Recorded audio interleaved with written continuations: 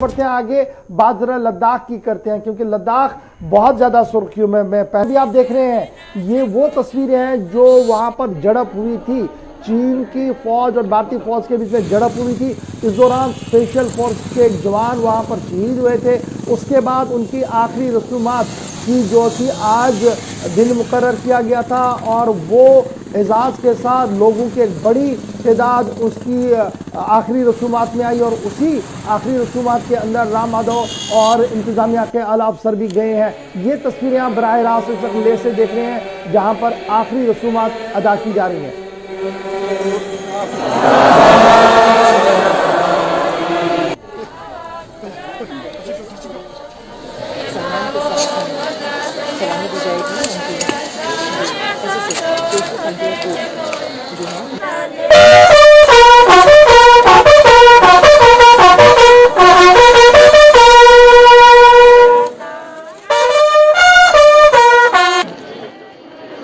शहीद नीमा तेंजिन की जो शहादत हुई उस पर हमारी पूरी श्रद्धांजलि है। हमारे परिवार को भी हमारी संवेदना व्यक्त किए है। तेंजिन का शहादत सीमा में शांति लाएगी ऐसी आशा करते हैं, वही उनके लिए सही श्रद्धांजलि होगी। जो भी इस समय हालात है उसको उस तनाव को समाप्त करने के लिए प्रयास चल रहे हैं और जल्दी ही पूरी शांति प्रस्थापित होगी ऐसी आशा है।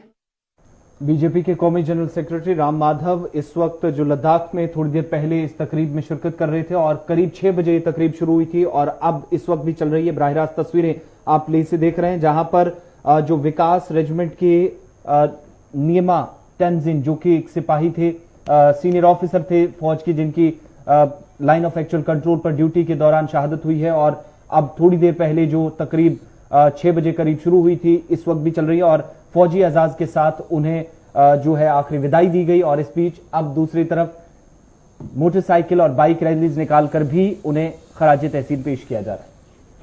सीधे इसहाक के पास चलते हैं क्योंकि बड़ी खबर जो है इस वक्त लद्दाख से ही डेवलप हो रही है। इसहाक, बहुत शुक्रिया जी ज्वाइन करने के लिए। फटाफट से पहले ये बताइएगा क्या आखिरी रसूमात पूरी हुई, जो मजहबी अकीदत के साथ आखिरी रस्म थी क्या वो अदा हुई? और जी, अगर हम बात करें फ्रंटियर फोर्स के विकास रेजिमेंट के शहीद नीमा तेंजिन के जो आखिरी, अगर हम फ्यूनरल प्रोसेशन की बात करें, वो अभी देवाचन फ्यूनरल साइट पे मुकम्मल हुई है।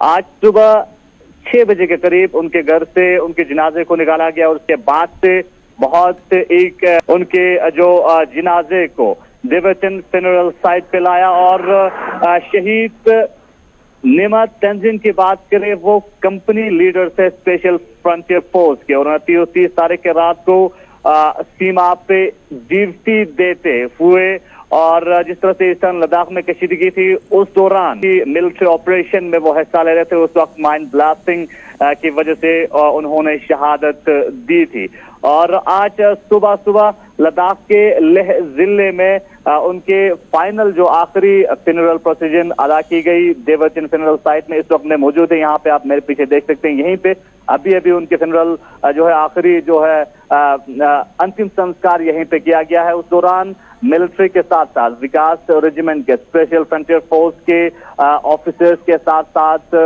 लोकल जो इंतजामिया है उसके साथ साथ अगर हम national general secretary BJP Ram Madhav भी इस मौके पे मौजूद थे। उस वक्त राम माधव ने मीडिया से बात करते हुए भी कहा कि नीमा तेंजिन की शहादत को, इस हीरो की शहादत से बॉर्डर पे ईस्टर्न लद्दाख पे शांति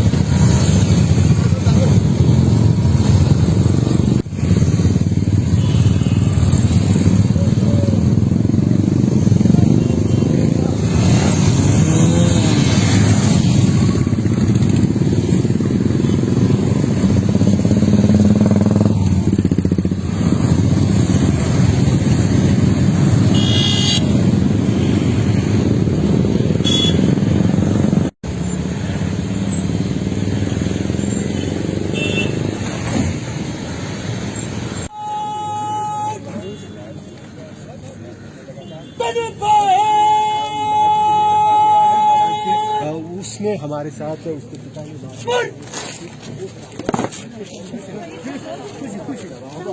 कुछ ना हो रहा, साइड में रहना भैया। ये अंतिम यात्रा है, उनके पार्थिव शरीर को उनके ऑफिसर्स, जवान सभी अपने कंधे पर रखकर अब अंतिम यात्रा करते जा रहे हैं।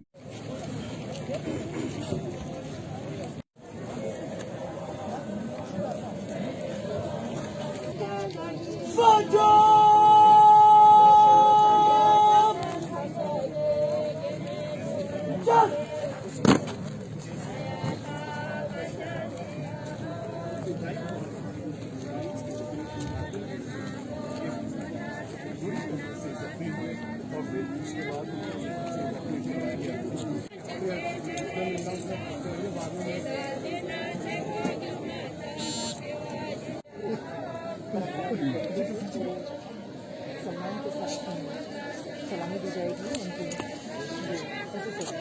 संजय को।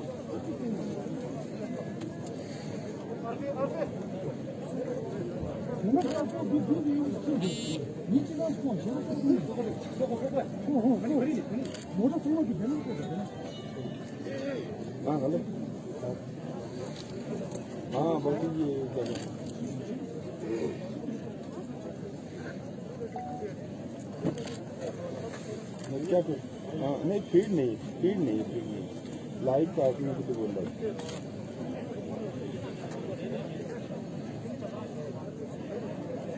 बैंडविड्थ कम चल ठीक है।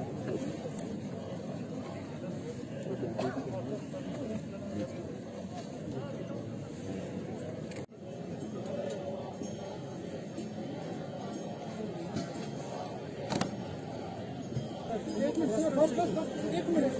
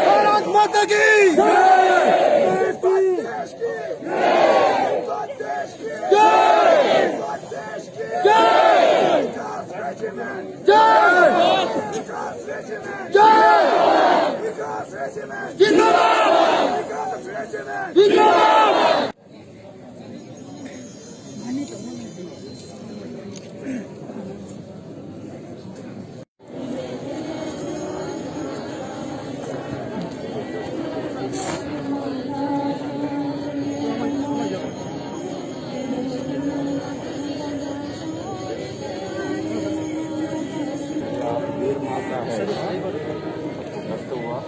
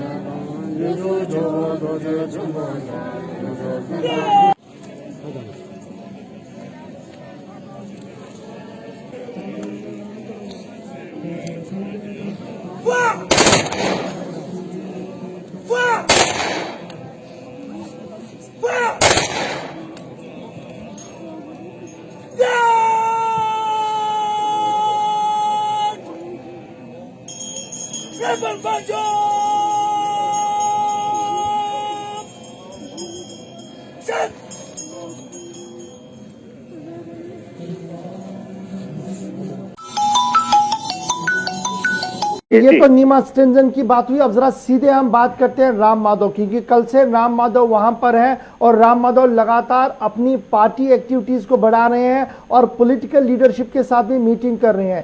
ये मीटिंग पॉलिटिकली काफी ज्यादा इंपॉर्टेंट मानी जा रही है, क्योंकि लद्दाख ऑटोनॉमस हिल डेवलपमेंट काउंसिल लेके चुनाव जो है वो बिल्कुल पास में है। और उससे पहले बीजेपी एक बड़ा यू टर्न लेकर, एक बड़ा गेन और मोमेंटम लेकर मैदान में उतरना चाहती है।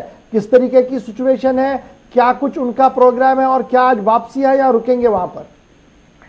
जी, अगर हम राम माधव, बीजेपी के नेशनल सेक्रेटरी राम माधव की बात करें, इस वक्त राम माधव का लद्दाख का दौरा बहुत ही अहम है। वो इसलिए क्योंकि इस वक्त लद्दाख के अंदर एक तरफ से कॉन्स्टिट्यूशनल सेफगार्ड के लिए, जिसमें बहुत सारे लोग 6 शेड्यूल के लिए डिमांड कर रहे हैं, और साथ ही साथ कॉन्स्टिट्यूशनल सेफगार्ड में land protection, job security, cultural identity के जो है प्रोटेक्शन के लिए लोग डिमांड कर रहे हैं। इस बीच राम माधव का लद्दाख का आना बहुत ही अहम है। और दूसरी जानिब भारतीय जनता पार्टी, अगर हम लद्दाख की बात करें, स्टेट फॉर्म करने के बाद से पहली बार पार्टी कन्वेंशन में राम माधव शामिल हो रहे हैं। और अगर हम बात करें जिस तरह से रिसेंटली जो है extra ordinary general council meeting में जिस तरह से काउंसिल ने रेजोल्यूशन पास किया था, 3 पॉइंट रेजोल्यूशन, जिसमें 6 शेड्यूल के साथ साथ आर्टिकल 371 और डोमिसाइल लॉ लद्दाख के लैंड को प्रोटेक्ट करने के लिए। तो इस बीच काफी सरगर्मियां देखने को मिल रही है। दूसरी जानिब अगर हम देखें, लद्दाख के वेटरन लीडर्स एक प्लेटफॉर्म पे है और उसके साथ साथ बहुत सारे लद्दाख के मजहबी और सोशल तंजीमें उनको सपोर्ट करते हुए नजर आ रहे हैं।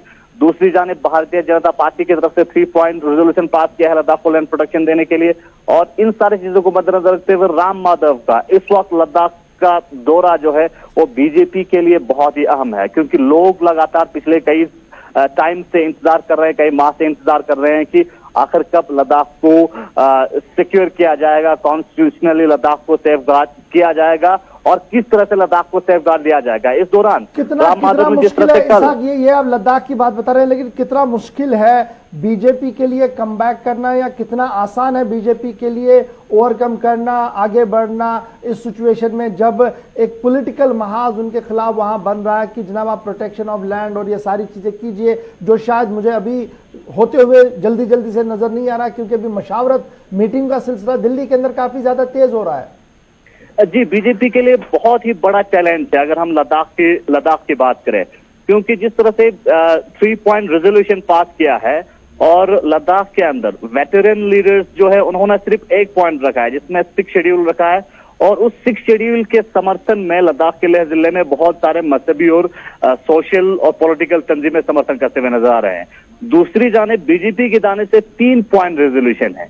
अब इसमें बीजेपी को इन 3 पॉइंट में से आर्टिकल 371, डोमिसाइल लॉ और 6 शेड्यूल, इन 3 में से चूज करके लद्दाख को कॉन्स्टिट्यूशनल सेफगार्ड किस तरह से दिया जाएगा, ये बहुत ही बड़ा चैलेंज है। अगर डोमिसाइल लॉ लाया जाता है कश्मीर की तरफ से या दूसरे अंदाज में, और लोगों को ये पता नहीं है कि किस तरह की डोमिसाइल लॉ लद्दाख को आएगा, और अगर लोगों के फेवर में नहीं होगा तो लोग बैकलिश हो जाएंगे, बीजेपी को वही चीज लोग अपोज करेंगे। तो बीजेपी को इस सिचुएशन को हैंडल करने के लिए इन्हीं सारे चीजों को मद्देनजर रखते हुए कहीं न कहीं राम माधव का लद्दाख का दौरा है। दौरा काफी वहीं ज्यादा कल- इंपॉर्टेंट। बहुत शुक्रिया इसाक हमारे साथ ज्वाइन करने के लिए, लद्दाख की पॉलिटिक्स को बताने के लिए कि आने वाले दिनों में ऊंट किस करवट बैठ सकता है और सियासत क्यों तेज होगी, क्योंकि हिल काउंसिल लेह के चुनाव वहां पर होने जा रहे हैं और चुनाव से पहले लद्दाख सीमा पर जो कुछ हो रहा है उस पर भी लद्दाख के लोगों की, स्पेशली लेह के लोगों की पूरी नजर बनी हुई है। फिलहाल यहां पर छोटे से ब्रेक के